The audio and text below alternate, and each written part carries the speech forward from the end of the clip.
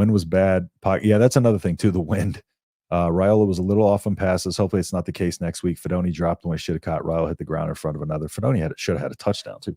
The thing too that I want to point out, good call out with the wind. But another thing that I do want to point out is, Raiola, while he may miss occasionally, he's not missing badly. He's not missing badly, right? Like, it's not to where it's going to hurt. It's really hurting Nebraska. It's not going to lose Nebraska games. And coming into the season, we said we need a quarterback that can come in and effectively manage the game, right? And Raiola's doing that so far. He's effectively managing the game. That Rutgers game, again, a lot of execution issues overall offensively, missed reads on his part as well that led to him being sacked. However, he's not losing us games. And in most instances, he is, of course, one of the big reasons we're winning games. So, yeah, that's one of those things where it's just like, it's hard because we want to be nitpicky, and this is kind of Raiola's big. He had his first freshman mistake in this. The linebacker, that sat down and kind of lurked that interception where he kind of took a step forward into the line, kind of took a step back, and then was able to kind of jump up and get him on that, kind of baited him into that throw. That was really his first freshman mistake he's made this season. And I'll get into a little bit. Let me pull it up here. Let me just go ahead and get into Dylan Raiola's kind of numbers that I wanted to go over. And this is just kind of a spreadsheet of where he likes to throw on the field and kind of some of the areas of opportunity that I find in here. So when we're let's look at the overall just kind of spread of the field here. So we got outside left, 3 for 9. Okay, 6 for 8 between the numbers. Outside right, 3 for 11. So you'll see he's very good to the middle of the field, especially deep middle. 4 for 7 here, 20 for that. Now that one interception, of course, was that one that was that 50-50 ball that they deemed was an interception at about midfield that he threw up there. So outside right, 3 for 11 though. And you hear 4 for 7, 1 touchdown, 20 for 31, 2 for 5, 7 for 7, 22 for 29, 4 for 7, 1 for 1, 36 for 38, 4 for 4. This is the benefit of having a tall quarterback. Tall quarterbacks can see the middle of the field. If you have a shorter quarterback, you'll look at their numbers, and this outside is going to be heavily targeted because they can't see over the line. But then coming up here, let's look at a little bit more detailed look. So deep left, we throw that 5.3% of the time, 78.2 pass rating. Deep center, 4.7% of the time, 95.3. So he's best to the deep middle of the field, of course. Deep right, throw that 6.4% of the time. There's a struggle there. 56.1. Intermediate left, we see. Intermediate center. Now, this is where he's really good, and this is one of the higher percentage areas we attack, right? So that's good. Intermediate center is good.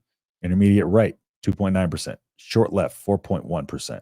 Short center, 17%. Now, this is another place we go to a lot, but the short middle of the field is a bit of a struggle. 55.1 overall pass grade, 6.9 yards per attempt. Now, he has a 75% completion percentage, but this is overall tracking the quality of the throws. Now, again, I know we talked about PFF with the Hudson Card stuff. Now, just to break down how PFF grades.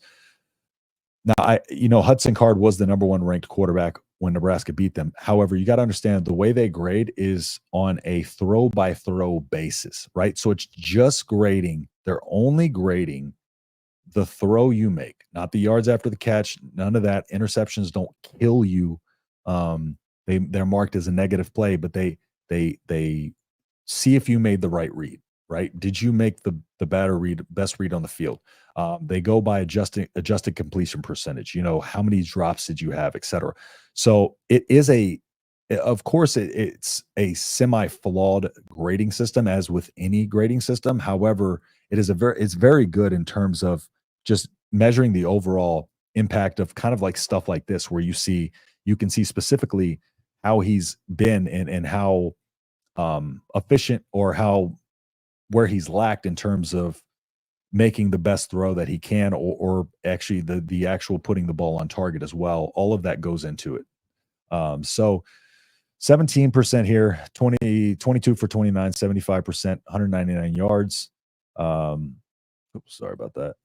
Adjusting completion percentage, you'll see right there, 75.9. So that's including drops. So 8 first downs off of that. So looking at this too, come down here behind the line of scrimmage, 22.2 at 72.1%. The behind the line of scrimmage stuff is, take that for what you will. I think some of that can be cleaned up or even taken away altogether, but there are areas of improvement here. So these are things that I think they can kind of look to and kind of clean these little things up on film, just making sure that he's making the right throws when he needs to, and they're kind of targeting the field, where he's best to operate. But I really think that if we clean up kind of this short passing game, a little bit more, a short left's good, but this short to intermediate passing game, intermediate left 64.1, intermediate right 59.3, short right, short center, behind line. So you see those are the numbers that are suffering. And one of the things that works effectively with Satterfield's offense, or what he likes to do, is use that short to intermediate pass game to help set up the run as well, and use the run to help set up the deep pass. And so when all of those things aren't working efficiently, this is kind of what it leads to. And so that is just a kind of a breakdown there on where he looks. And then you see kind of the high level overview, deep, medium, and short. So you see right here, the short passing game. That's what really needs work. We need to find out what is going on with the short passing game and figure that out. But yeah, so there's just kind of a little look at his numbers there, to kind of see what we're looking at. Now, let me go over to, before I get back into your comments, there was one more player I want to touch on the defense before I forget, and that is going to be Sierra Wright. Talked about him a little bit earlier, but let me get into his numbers. You see here, Rutgers is steadily improving again. I think I kind of went into his old numbers right here, but I don't know if I went into his game by game. So looking at his game by game grade here, you'll see that it's game by game improvement. Again, increase in his snap count. You'll see him at the left cornerback. He played a little bit of right cornerback, but these outside snaps he's getting. Defensive rating, you'll see here that, let me go over here. The completion percentage against him, against Rutgers, 11.1%. He gave up one reception for 11 yards and 1 yard after the catch, right? So 2 pass breakups, just 65 snaps a corner. What he's done is incredible too this year. So let me get back into some of your comments here. Where was I at? My opinion, Rutgers game need to let playmakers and Raiola run the offense and not stick so long with a running game where O-line can't move anyone. It almost cost them. Yeah, it's just more so like they flow off of each other so much that I think there needs to be a little bit more of a rhythm here.